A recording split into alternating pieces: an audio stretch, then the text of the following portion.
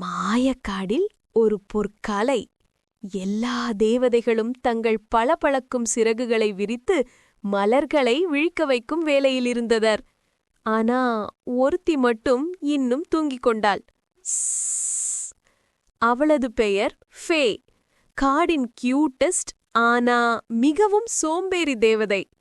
அவள் மெதுவாக முணுமுணுத்தாள். இன்னும் 5 நிமிஷம் தூங்கட்டும் ப்ளீஸ். அதை பார்த்து மற்ற தேவதைகள் சிரிட்டு கொண்டே சொன்னார்கள், ஃபே, இன்னும் தூங்கினால் மலர்களெல்லாம் திறக்காது. அந்த நேரத்தில்தான் ஒரு பெரிய பட்டாம்பூச்சி வந்து ஃபேயின் மாயப்பந்தை தூக்கிக் கொண்டு பறந்தது. பூஸ்! ஃபே அதிர்ச்சியடைந்தாள். அடடா, என் மந்திரம் போச்சே, இப்போ மலர்கள் விழிக்க முடியாது. அவள் விரைவாக சிறகுகளை அசைத்து பறக்கத் தொடங்கினாள்.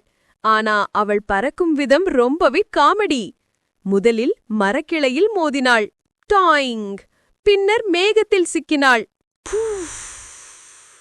இறுதியில் ஒரு தவளையின் மேல் விழுந்தாள், ஸ்ப்ளூஷ். தவளை கூப்பிட்டது, ஹே, இது ஸ்பா இல்ல. ஃபே சிரித்தாள். சாரி, பட்டாம்பூச்சியை பிடிக்கணும். ஃபே பறந்து பட்டாம்பூச்சியை பிடித்து மாயப்பந்தை திருப்பிக் கொண்டாள். பிஸ்! அவள் சிரித்து சொன்னாள், நன்றி, இனிமேல் நான் நேரத்திற்கே எழுந்திருப்பேன். அவள் மாயப்பந்தை தூவி மலர்களெல்லாம் திறந்தன. பிஷ்! காடு முழுக்க ஒளி, மனம், சிரிப்பு பரவியது. அந்த நாளிலிருந்து ஃபே காடிலேயே மிக நேரம் தவறாத தேவதையானாள். அவளது சிரிப்பு ஒலிக்கும் இடம் காடுக்கு உயிராக மாறியது. குழந்தைங்களே, நினைவில் வைத்துக் கொள்ளுங்கள், சின்ன சோம்பேறியும் நல்ல மனசும் முயற்சியும் இருந்தால் உலகம் மலர்கிறது. ஃபா!